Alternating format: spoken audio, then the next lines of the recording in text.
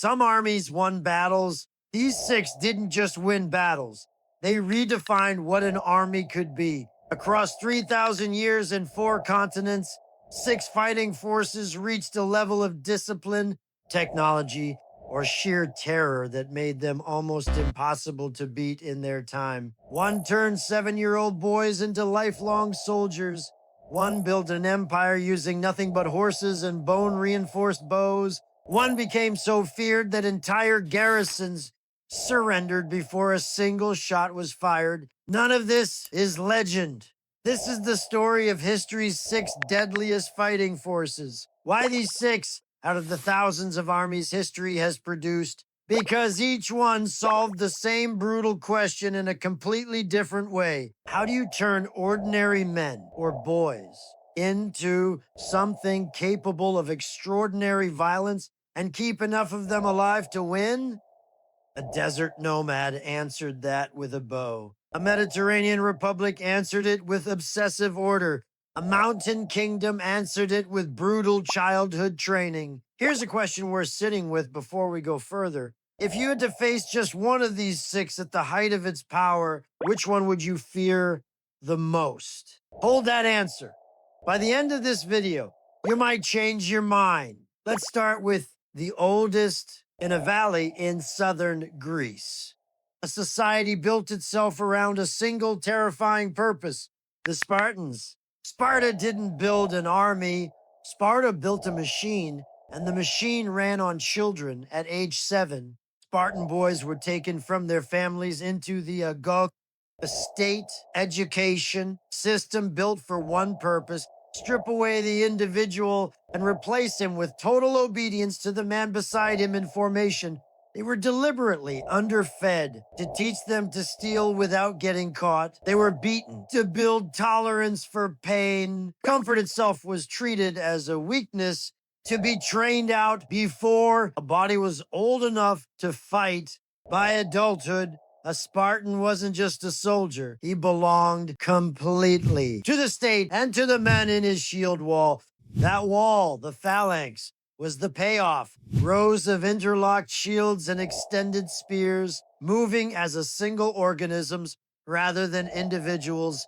It didn't rely on heroics. It relied on the certainty that no man would break first. In 480 BCE, at Thermopylae, a small Spartan force held a mountain pass against an army many times its size, long enough to become legend. The Roman legions. If Sparta built warriors, Rome built a system, and systems scale. The Roman legion wasn't feared for having the strongest soldiers. It was feared because it was organized down to the smallest detail, and that organization could be rebuilt and redeployed almost indefinitely. Legions were broken into cohorts into centuries, each with its own chain of command. Equipment was standardized. Training was standardized. A legionary from Gaul and one from Syria carried the same shield, the same short sword, and drilled the same way. But the legion's real weapon wasn't the gladiator, it was the shovel. Almost every night, on hostile ground, Roman soldiers built a fortified camp, ditches, walls, gates, before they even considered sleeping. Roads, siege engines, bridges. The legions built the infrastructure of an empire nearly as fast as they conquered it. That adaptability let Rome fight for centuries against enemies as different as Carthaginian war elephants and Germanic tribes in dense forests, adjusting each time instead of collapsing. An empire from Britain to the edge of Persia wasn't built by individual bravery. It was built by an army that behaved like a machine. The Mongols. In the early 13th century, a completely different kind of army emerged. One that needed no cities, no farms, no fixed supply lines at all. The Mongols fought from horseback with a recurved bow built from horn, wood and sinew, a weapon that could outrange most infantry bows, fired by a rider at a full gallop. Mongol warriors trained with that bow from early childhood. Under Genghis Khan, Forces were organized on a strict decimal system, units of 10, 100, 1,000, 10,000, with promotion based on ability, not birth. A shepherd's son could rise to command thousands. Their real advantage was speed. Using relay horses, Mongol armies covered distances in days that others needed weeks for. Cities that resisted were made.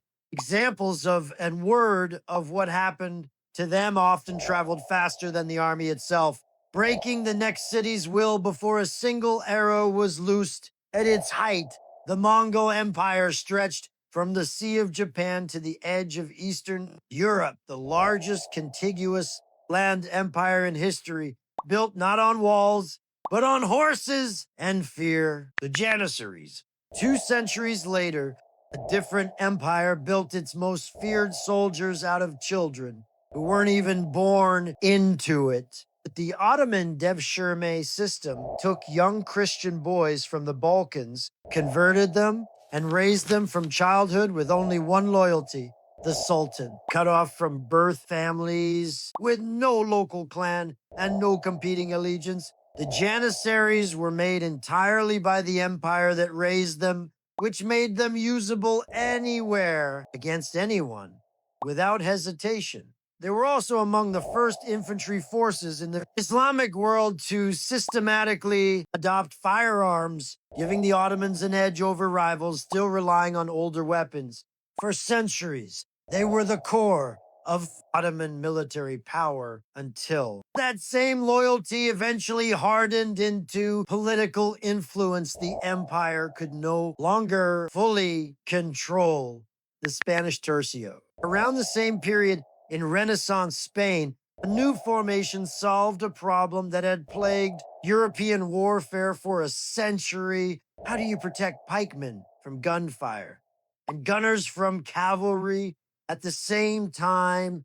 The answer was the Tercio, a dense block combining long pikes, sword and buckler men, and early firearms into one self-supporting formation. The pikemen formed a wall no cavalry charge could break. The gunners, shielded inside it, could reload in relative safety, attack from any angle, and you met steel, then lead, then steel again. For over a century, the Tercio was considered nearly unbeatable on European battlefields, a moving fortress dominating wars from Italy to the Netherlands. Faster firing weapons and more mobile formations eventually made it obsolete, but for the century it ruled. It rewrote European warfare. The Winged Hussars, and in Poland, cavalry took an entirely different path. The Winged Hussars were heavy cavalry, riding some of the finest horses in Europe, armed with lances up to 6 meters long, long enough to strike before an enemy's own weapon could reach them. Her most famous feature, wooden frames fitted with feathers worn on the back, is still debated. Some historians believe they created an eerie sound meant to unsettle enemy horses. Others argue they were primarily a mark of rank and identity in the chaos of battle. What isn't debated is 1683, outside the gates of Vienna, facing an Ottoman army besieging the city. Roughly 3,000 Winged Hussars led the largest cavalry charge in recorded history, breaking the siege in a matter of hours. It remains one of the most devastating charges ever recorded, and the last great moment for heavy cavalry before gunpowder made it obsolete. 6 forces, 6 centuries, 6 completely different answers to the same brutal question. Sparta answered it with childhood conditioning. Rome answered it with organization. The Mongols answered it with speed. The Janissaries answered it with total loyalty. Spain answered it with formation. Poland answered it with terror on horseback. None of them stayed undefeated forever.